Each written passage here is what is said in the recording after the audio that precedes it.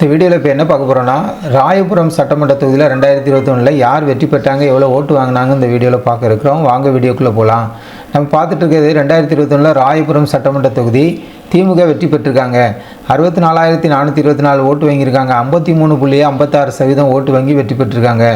ரெண்டாவது இடத்துல யாருன்னா அதிமுக 36,645 ஓட்டு வாங்கியிருக்காங்க. 30.46% ஓட்டு வாங்கி அவங்க ரெண்டாவது இடத்துல இருக்கிறத பார்க்குறோம். மூன்றாவது இடத்துல மக்கள் நீதி மையம் கட்சி 8,166 ஓட்டு வாங்கியிருக்காங்க.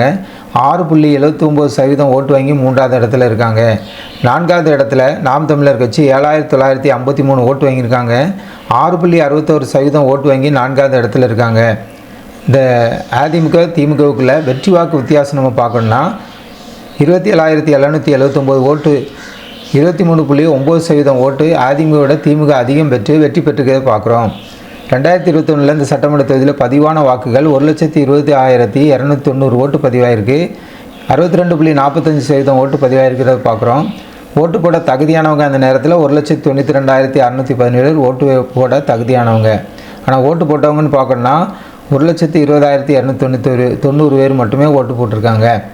2021 ராயபுரம் சட்டமன்ற தொகுதி எடுத்துக்கிட்டோம்னா திமுக வெற்றி பெற்றிருக்கிறது இந்த வீடியோவில் பார்க்குறோம்.